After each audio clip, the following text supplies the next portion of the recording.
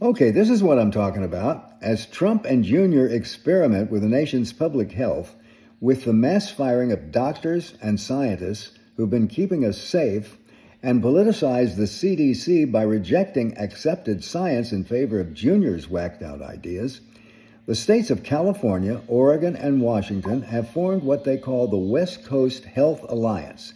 These three states will start coordinating health guidelines by aligning immunization recommendations based on science rather than quackery.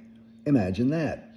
Their statement says they will allow residents to receive consistent science-based recommendations they can rely on, regardless of the anti-science dictates coming from Washington.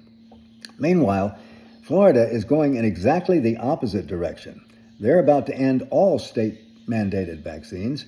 The state's Surgeon General says Florida will end mandates requiring vaccines that protect against measles, mumps, rubella, polio, chickenpox, hepatitis B, all of them. Every last one, said Joseph Ladapo, the state's Surgeon General. He says vaccines are comparable to slavery.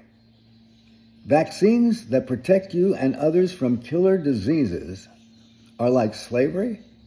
That's an argument that is so ridiculous it doesn't even deserve a response.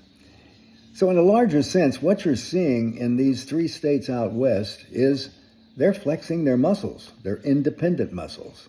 While other red states like Florida reject science in favor of witchcraft, these West Coast states are working to protect their citizens from lunatics running the country's healthcare system.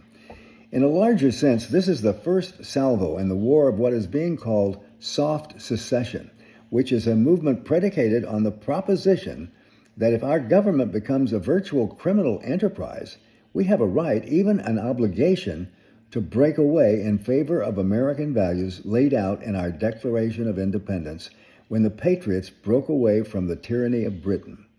Today, Mad King George is Donald Trump, who thinks as president he can do anything. He said so.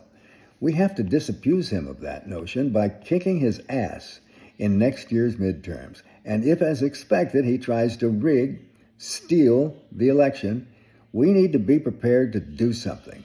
That's as American as my grandma's apple pie.